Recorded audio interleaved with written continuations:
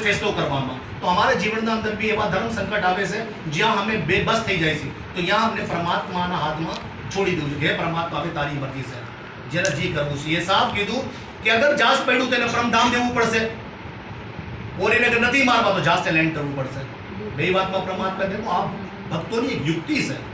और ये हरे कृष्णा નું મહાજાપ કરતા કરતા ઇજાસ પોતે પોત લેન્ડ થઈ ગયું और બધાય બચી ગયા. બોલો શ્રી કૃષ્ણ પ્રદેવ રાયની જય, બોલો શ્યાપત રામચંદ્ર ભગવાનની જય. કેવી અદભુત લીલા છે ભગવાનની. મગર એવો વિશ્વાસ પૂર્ણ તમારો ભગવાનને એવી દૃઢતા, એવો એમના હારે એમના પ્રત્યે પ્રેમ હશે, સ્નેહ હશે, તો તમારું કલ્યાણ થવાનું છે. બોલો શ્રી કૃષ્ણ ભગવાન કી જય.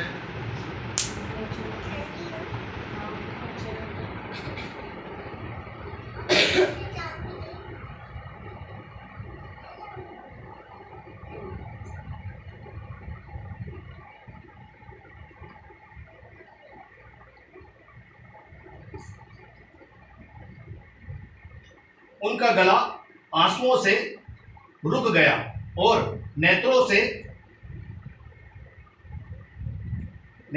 भरा आशर धारा, अश्रु धारा वे निकली. गળું હુકાઈ ગયું, નેત્રોમાં से खाली आंसू पड़ी गया से. राम ने पिता की ये दशा देखी तो सुन से हो गए. જે પિતાની આ દશા દેખી કે મારા પિતાની દશા આવી થઈ ગઈ છે, ગળું હુકાઈ ગયું છે, નેત્રોમાં से આંસુ છે, બોલતો નથી, તો પોતે સુન થઈ ગયા. કોઈ બી આપણો પ્રિયજી હશે, અગર ભગવાન ન કરે, અગર એને કાંઈ થાય છે તો આપણું હૃદય આપણે પોતે કપાવા લાગવાના. જેનો તમારાથી વધારે સ્નેહ ઓર પ્રેમ છે આ બધાય નારે થાય છે. કોઈના પતિને કાંઈ થઈ જાય, પત્નીને કાંઈ થઈ જાય, બાળકને કાંઈ થઈ જાય, એ સુન થઈ જાય. એવી રીતે રામજી ભગવાન બી અહીંયા બિલકુલ સુન થઈ ગયા છે.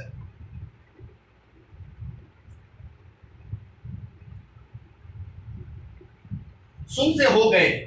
जिसकी मणि खो गई हो,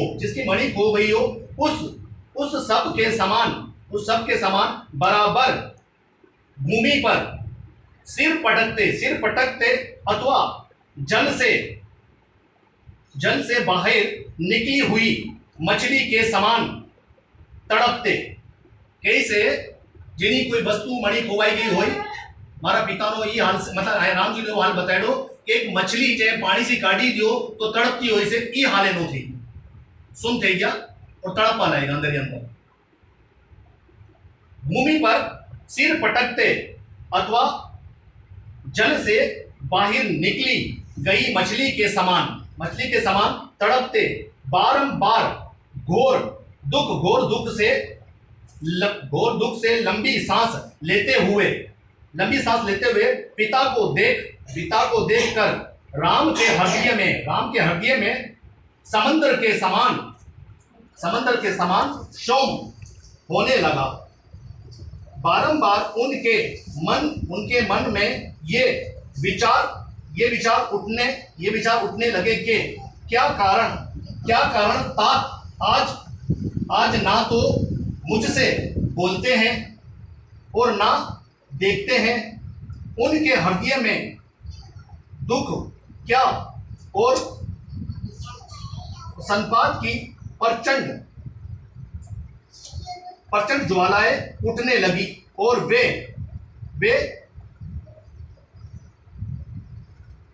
भयभीत और विसमत होकर इस पर विचार करने लगे. હવે ભગવાન રામજી કહેવા લાગ્યા કે આજ કોઈ ના કોઈ એવી વાતાવરણ બની છે જેના વજહથી મારા પિતાની આવી દુર્દશા થઈ છે और એમના પિતાને તકલીફમાં દેખીને પોતાની દુર્દશા આવી થઈ ગઈ કે એક સમંદર બિલકુલ શાંત થઈ ગયું હોય और सुन થઈ ગયા. તો कैसे આના વાય કાંઈ ના કાંઈ તો વજહ છે કે મારા પિતાની દુર્દશા આવી સિનાટું થઈ છે, મછલી જેમ તડપી રહ્યા છે, મગર મારો પિતાના બોલે છે ના બતાડે છે, આના વાય કારણ શું છે? તો એ પોતે સમજવામાં અસમર્થ થઈ ગયા. હમણાં ઘરમાં યા આપણા કોઈ એવા વાતાવરણ થઈ જાય છે તો અહીંયા બુદ્ધિ કામ કરવા બંધ કરી દે છે. એ મતલબ એનું જે સમરણ જે છે એ એટલું બંધ થઈ જાય છે કે હું આવા સમયમાં શું કરું?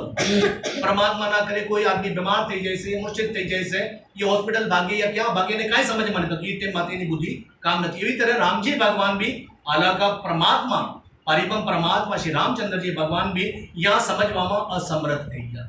તો પછી અમારા તમારા જેવા માનવનું શું કહ્યું? જે કહેવામાં આવે છે કે જે તમારી બુદ્ધિ સમજવામાં સમર્થ થઈ જાય તો એ સમય માટે એક કામ કરવું જરૂરી છે, મૌન થઈ જાઓ. મૌન થઈ જાઓ, ભગવાન એના માટે કોઈ ના કોઈ રસ્તો બનાવી દે. મગર અમે ગભરાટમાં કોઈ ચીજમાં કોઈ કાર્ય કરવા જવાના કે સીધું નહીં થાય, ઊંધું થઈ જાય તો આયા ભગવાન રામજી બિલકુલ સુન થઈ જશે, ખામોશ થઈ જશે. આગળ દેખી પરમાત્મા શું આપણાને બતાડે છે.